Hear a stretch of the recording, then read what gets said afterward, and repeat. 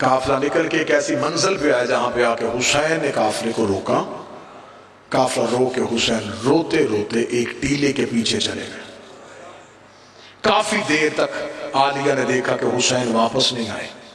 Be be کی آواز ہے مفزا، جی شہزادی. عباس کو بلا. جناب عباس ہے. G B be. عباس میرا حسین کہاں ہے؟ بی بی ابھی قافلے سے نکل کے اس ٹیلے کے پیچھے گئے ہیں حسین. عباس جا پتا کر کے میرا حسین کہاں ہے؟ مولا عباس نے حسین کے گھوڑے کے قدموں کے پیچھے اپنے گھوڑے کے قدم چلائے. کتابیں لکھتی ہے ٹیلے کے پیچھے حسین سر سے امامہ اتار کے زمین پہ بیٹھے رو رہے تھے. یوں عباس کو آتے دیکھا، سکی نے جلدی سے امامہ اپنے سر پہ رکھا. حسین اٹھنے لگے تھے کہ عباس کے دونوں ہاتھ حسین کے قدموں پہ آئے. روکے گا تجھے تیری ماں کے پہلو کا واسطہ، مجھے بتا تجھے رلایا کس نے؟ جب عباس روکے گا نا، تجھے تیری ماں کے پہلو کا واسطہ، مجھے صرف اتنا بتا تجھے اس صحرا میں، تجھے اس ریگستان میں کس نے رلایا؟ حسین روکے کہتے عباس میں تجھے اس لیے نہیں بتا رہا، عباس میں ہوں بابے کے صبر کا وارث، تو ہے بابے کے جلال کا وارث. عباس میں نے صبر کر لیا، تو کرے گا؟ منظر بھائی اتنا جملہ کہنا تھا. سخی عباس تڑپ کے رو کے عباس نے یوں ہاتھ جوڑ کے حسین سے کہا مجھے صرف اتنا بتا میں نے صبر کرنے کتنے ہیں، مجھ سے سیدوں نے صبر کروانے کتنے ہیں. 19 رمضان میرے بابے کے سر پہ ضرب لگی، میں منتیں کر کے کہتا رہا قاتل ابھی کوفے میں، مجھے میری تلوار دے دے. تو نے کہا عباس میں غریب ہوں. مولا میں چپ نہیں کر گیا. 28 سفر کو میرے مری کے جنازے پہ تیر چلتے رہے. میں رو کے کہتا رہا گھر سے مجھے تلوار دے. میں دیکھو کون حسن کو قبر رسول پہ دفن نہیں ہونے دیتا.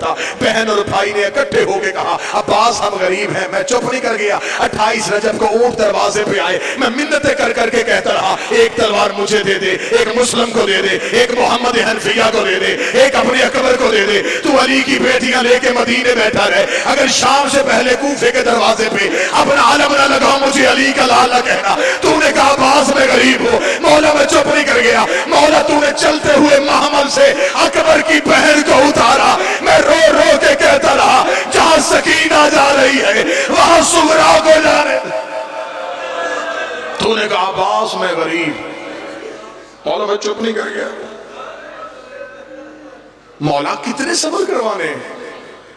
حسین رو کے کہتے عباس میرا لال حوصلہ، عباس حوصلہ. عباس ابھی تو بڑے صبر کرنے ہیں. عباس کی آنکھیں نہیں یوں ہیں جیسے بادل برس رہے ہیں. داڑھی آنسوؤں سے بھر گئی. عباس سسکیاں لے کے رونے لگے. حسین نے یوں سخی عباس کو سینے سے لگایا. عباس حوصلہ، عباس حوصلہ. عباس میں تجھے بتا دوں گا. نہیں مولا مجھے بتا آپ کیوں روئے تھے؟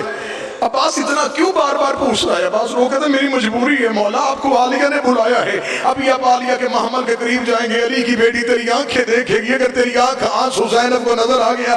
زینب نے مجھے بلا کے پوچھ لیا عباس تو بھی زندہ رہا؟ حسین بھی روتا رہا. مولا میں کیا جواب دوں؟ حسین نے آخری صدر حسین طرف پہ. حسین نے طرف کے کہا عباس پھر وعدہ کر اگر میں تجھے بتاؤں گا تو صبر کرے گا. صبر کا نام آنا تھا. عباس روئے. عباس رو کے کہتے صرف وعدہ نہیں میں بقیے والی زہرا زامن دیتا ہوں، آپ بتائیں میں صبر کروں گا. اتنا جملہ کہنا سرکار میں آپ کی نظر جملہ کرنے لگا. اتنا جملہ کہنا تھا یا حسین نے رو کے کہا عباس اب ذرا میری 2 انگلیوں کے درمیان دیکھ. عباس نے 2 انگلیوں کے درمیان دیکھا. عباس نے کہتے مولا کوئی دارالعمارہ کی چھت ہے، کوئی غریب مسافر ہے، اس کے ابرو کٹے ہوئے ہیں. مولا اس کی گردن میں ننگی تلوار ہے. مولا کبھی وہ مدینے کو دیکھتا ہے، کبھی وہ نجف کو دیکھتا ہے. حسین کی آواز ہے عباس پہچان یہ کون ہے؟ عباس نے حضرت کے ہاتھ بنے. عباس کی آواز آئی ہے مولا کہیں میری رقیہ تو نہیں اجڑ گئی. آواز آئی ہاں یہ میرا مسلم ہے. مسلم کا نام آنا تھا. عباس نے تلوار ریت میں پھینکی. رو کے کہا تجھے تیری ماں کا واسطہ میں جنگ نہیں کرتا. ایک دفعہ زمین کی تنابیں کھینچ مجھے کوفے پہنچا. حسین نے کہا کوفے جا کے کیا کرے گا؟ فرمایا پردیس میں لاشا کون اٹھائے گا؟ مسلم کا جنازہ کون پڑھے گا؟ آواز آئی اب ذرا زمین پہ دیکھ. عباس کی آواز آئی مولا انگلیاں ہٹا لے. ایک کالے برقعے والی بی بی ہے جس کا پہلو پہ ہاتھ ہے. دارالعمارہ کے نیچے